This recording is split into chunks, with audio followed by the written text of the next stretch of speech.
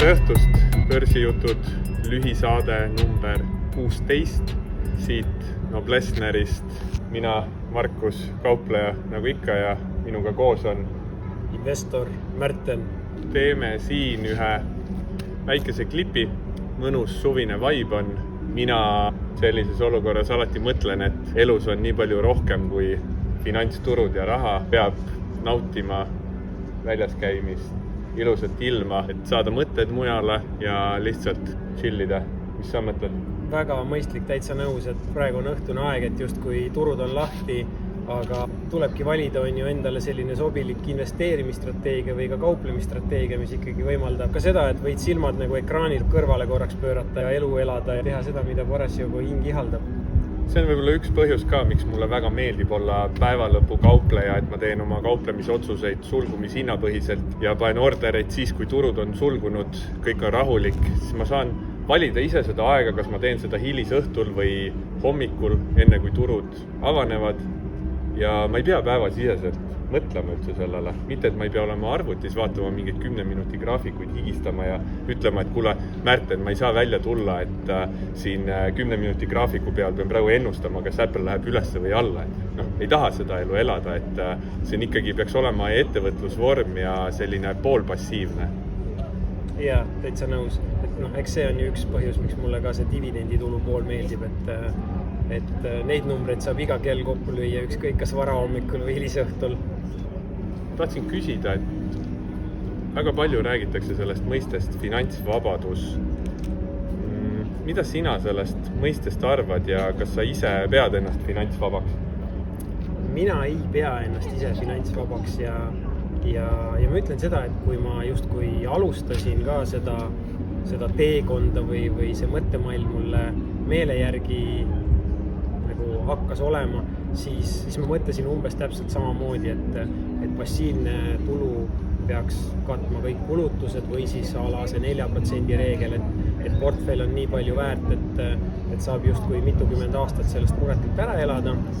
Aga mis ma avastasin, et mis on seal kõige olulisem, on see teekond ise ja see, et kui me jõuame kas või 20% kaugusele oma lõppeesmärgist sellel teekonnal, siis ühtäkki ma avastasin, et ohoo, siis ma olin veel palgatöötaja, et ohoo, et tegelikult mul täna oleks võimalus justkui 5 päeva asemel töötada nüüd 4 päeva. Ja see on väga-väga suur edasiminek nendele, kes töötavadki 5 päeva nädalas või isegi rohkem. Et läbi selle investeerimisportfelli loomise osta omal seda vaba aega, üks täiendav lisavaba päev, töövaba päev näiteks nädalas. Okei. Ei, väga hea mõte. Ma ise olen mõelnud see finantsvabaduse mõistega seda, et minu meelest inimesed kasutavad seda mõistet natukene liiga kergekäeliselt, et just kui söögiraha on olemas, siis ma olen finantsvaba, aga ma ikkagi panen iga hommik kell 7 äratuskella ja lähen ummikust tööle, aga ma olen finantsvaba.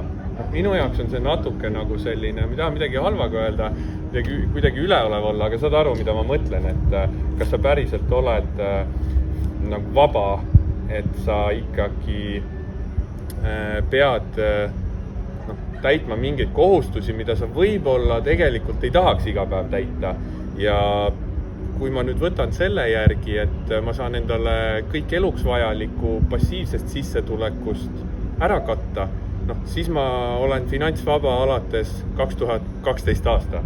Aga kui ma nüüd mõtlen, mis finantsvabadus tegelikult minu jaoks tähendab, siis ma ei pea ennast finantsvabaks, sellepärast et ma pean ennast ajaliselt vabaks. Aga finantsvaba oleks minu jaoks see, kui ma saan teha ükskõik mida olenemata siis oma finantsidest. Näiteks sünnipäeval võtan oma 10-15 sõpra, lennutan kõik Las Vegasesse Bellagio hotelli, tellin sinna Jay-Z esinema, järgmine päev läheme lambodega kuskile ringrajale kihutama ja siis lihtsalt pange arve. Siis ma oleks finantsvaba. Hetkel ma tunnen, et ma olen ajaliselt sõltumatu, ma saan ise oma aega valida, planeerida, aga ma ei saa vabalt teha kõike, mis vajavad finantsi. Ja ma lisan siia enda vaatenurgast selle, mis mul parasjagu endal elus kuidagi aktuaalne on maja ehitamine. Et täpselt samamoodi, et ma ei tunne, et ma saaks täna lihtsalt öelda, et ma valin välja selle asja, palun pange mulle kõik kokku, on ju, 3 või 6 kuu pärast on maja püsti ja ma lihtsalt maksan arve ära, et ma tunnen, et täna ma pean ikkagi siiski mõtlema, et kuidas ma seda finantseerin, mis on nagu mõistlik ja. Et pead haamri kätte võtma ja minema naelule. Ei mitte seda, et ma pean nagu ise seal tööd tegema, ei, aga nagu just seda, et kuidas seda mõistlik nagu finantseerida on, et nagu kuidagi ei raatsi seda portfelli sellises tõusufaasis nüüd niimoodi kärpima ja tagasi lõikama hakata, on ju. No siin on nüüd natukene see majaomanik versus kodutu, et mina nüüd müüsin oma korteri ära, olen 6 nädalat hotellis elanud, hetkel veel naudin väga peale sellist lockdowni aega, sellist hotellielu, pikalt ma seda elu niimoodi elan, ma ei tea, kindlasti lähiajal plaanin üüripinna peal olla, et oma seda kauplemisäri siis skaleerida. Aga kui sa võtsid jutuks selle finantsvabaduse, et mida sa siis soovitad neile, kes variant 1 on ju ihalevad seda finantsvabadust või variant 2, kellel on kõrini juba sellest sõnast ja ei taha sellest enam midagi kuulda, et kas on mõni parem sõna olemas või kuidas me siis sellest peaks üldse mõtlema?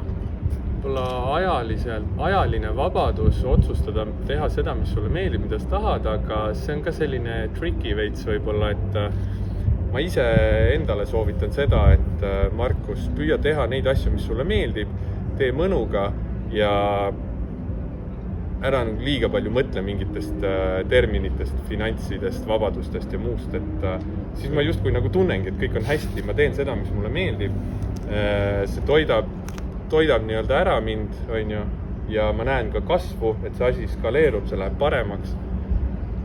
See nagu tundub nagu hea plaan. Jah, väga hea. On veel mingeid mõtteid? No praegu ei ole.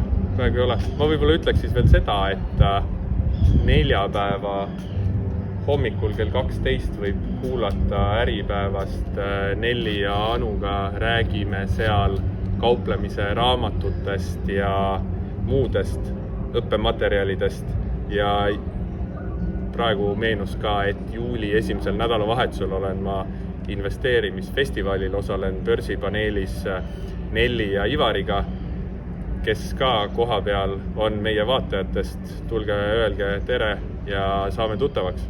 Markus lubas panna selga särgi ka, nii et teda kindlasti ära tuuaksid. Börsijutud.ee särk on seljas, siis astuge ligi ja öelge tere. Täpselt nii. Aga hea küll, me nüüd lähme kinnitame oma keha ja värskendame oma vaimu veel edasi. Jah, teeme nii, okei. Ciao!